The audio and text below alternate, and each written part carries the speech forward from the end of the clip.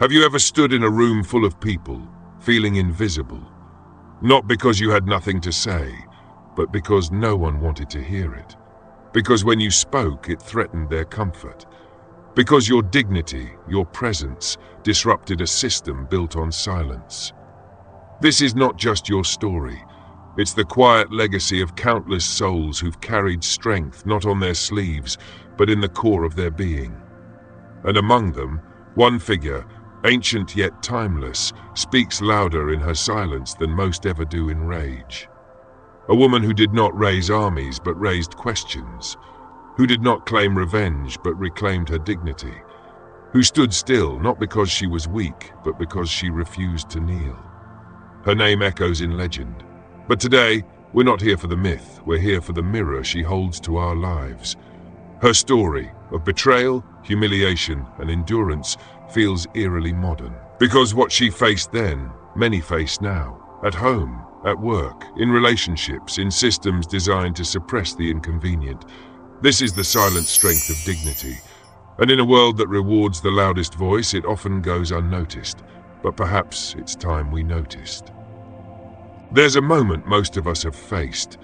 Not dramatic, not explosive, just quietly devastating. You're sitting at a table, maybe in a meeting, maybe at a family dinner, and someone crosses a line, subtly, casually, maybe even with a smile, a joke, a comment, a decision made without you. And you sit there stunned, not because you're unsure of what just happened, but because you're deciding, do I speak up and risk being called difficult? Or do I stay silent and carry the discomfort alone? It's in this fragile pause between reaction and restraint that silent strength is born. You don't storm out, you don't collapse, you sit up straighter, you feel everything, and you show nothing. This isn't passivity, it's control. The kind that doesn't seek to overpower, but refuses to be overpowered.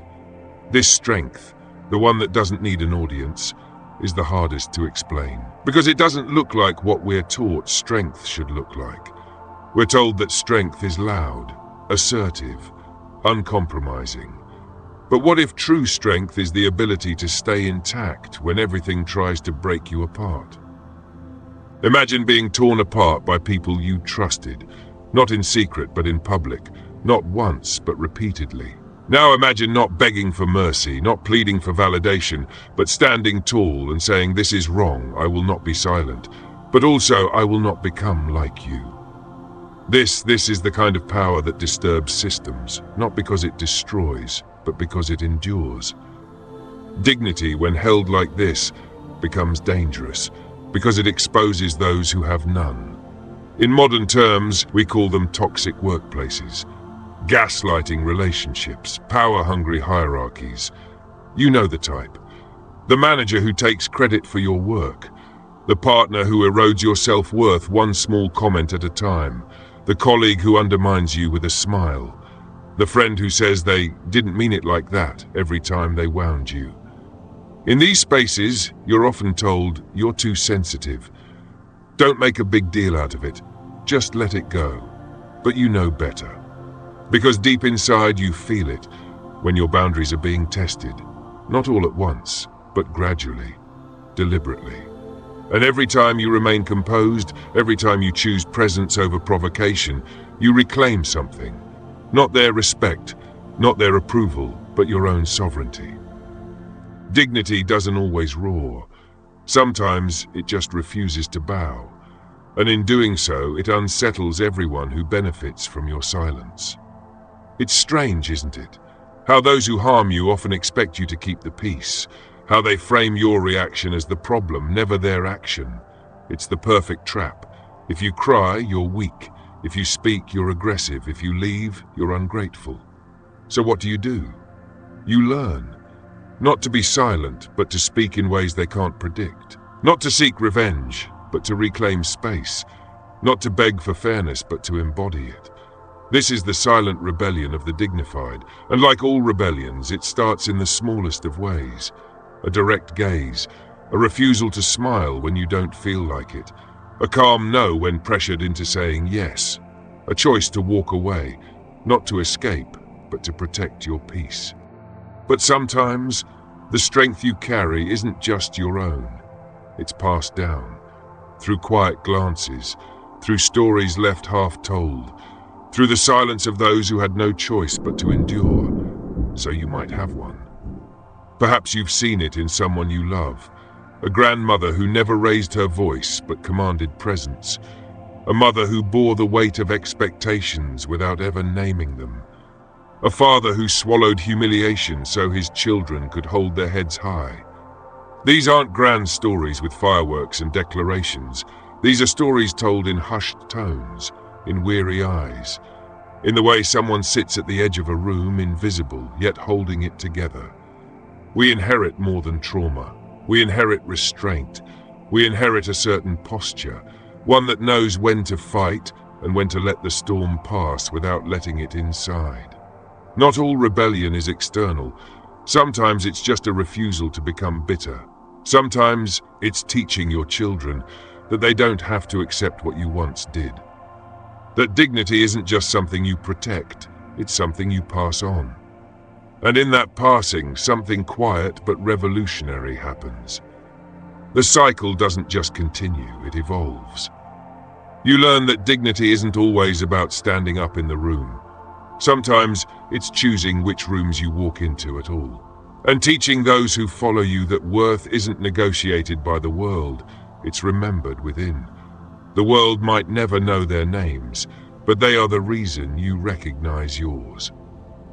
Modern workplaces often mask exploitation behind words like team player, culture fit, or resilience. But resilience doesn't mean tolerating injustice. It means recognizing it and choosing not to let it redefine your worth.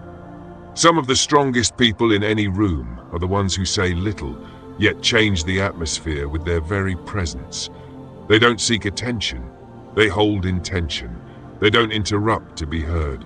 They wait for the right moment and say only what must be said. But make no mistake, when they speak, people listen.